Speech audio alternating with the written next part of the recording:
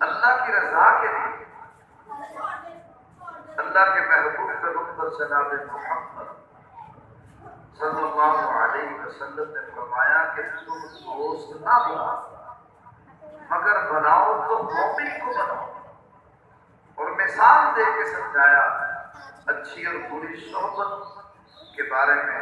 और मैं किसी खुशबूदार के पास बैठोगे, किसी इत्र वाले के पास बैठोगे तो वो वहां पे बैठने की वजह से खरीदोगे ना भी, पैसे ना भी खर्च करोगे, बैठे हो।